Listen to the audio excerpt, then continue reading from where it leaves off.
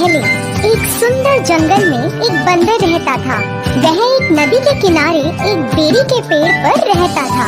पेड़ हमेशा फलों से भरा होता था जो अमृत के समान मीठे थे। बंदर पेड़ पर लगे फल खाता था।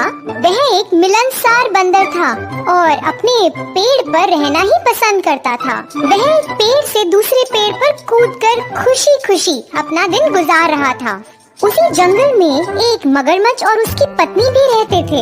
वे जंगल के आसपास रहने वाला एक खुशहाल जोड़ा था। एक दिन मगरमच्छ पानी से बाहर आया और उस पेड़ के नीचे आराम करने लगा जिस पर बंदर रहता है। बंदर जो एक शाखा पर ऊंचा बैठा था, उसने मगरमच्छ को पेड़ के नीचे आराम करते देखा। बंदर मगरमच्छ से बात करने के लिए बहुत उत्सुक हो गया क्योंकि उसका कोई दोस्त नहीं था, इसलिए वह उससे दोस्ती करना चाहता था।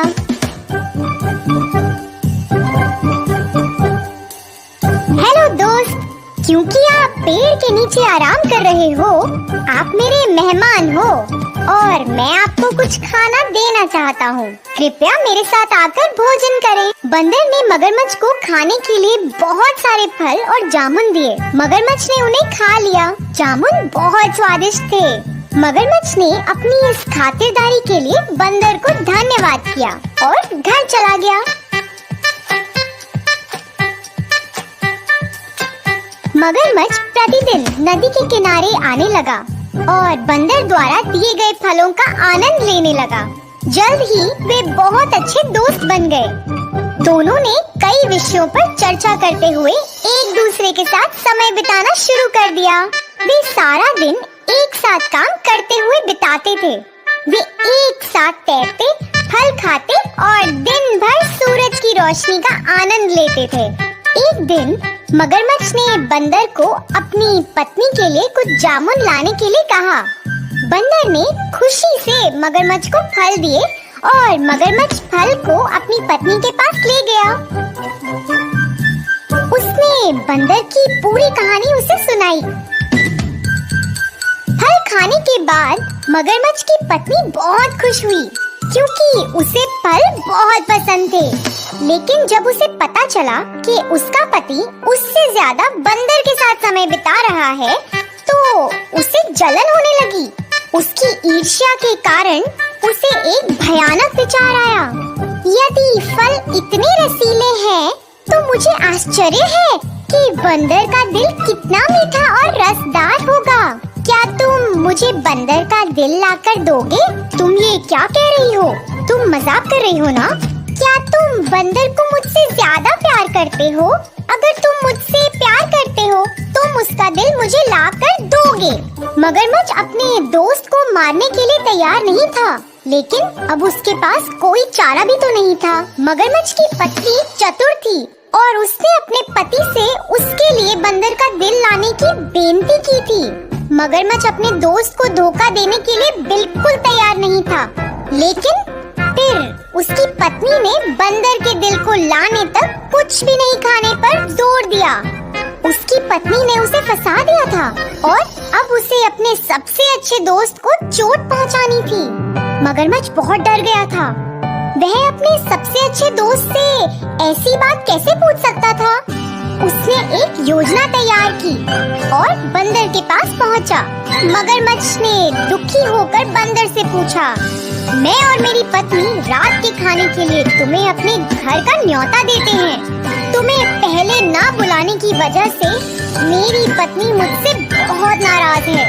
वो तुमसे मिलना चाहती है। मैंने उसे तुम्हारे बारे में बहुत कुछ बताया है, इसलिए कृपया तुम आ जाना। मैं तुम्हारा निमंत्रण स्वीकार करता हूँ, लेकिन मैं तुम्हारे साथ कैसे जाऊँगा? मुझे तो तैरना भी नहीं आता। चिंता मत करो, आओ और मेरी पीठ पर बैठो और मैं तुम्हें घर ले जाऊंगा।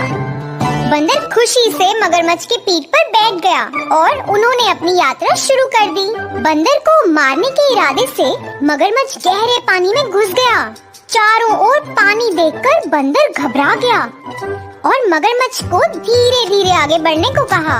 मगरमच्छ ने सोचा कि अब वो अपना असली इरादा बंदर को बता सकता है, क्योंकि नदी के बीच से भागना उसके लिए असंभव था। मगरमच्छ ने बेचारे से बंदर को कहा, मैं अपनी पत्नी को खुश करने के लिए तुम्हें अपने घर ले जा रहा हूँ। वो तुम्हारा दिल खाना चाहती है।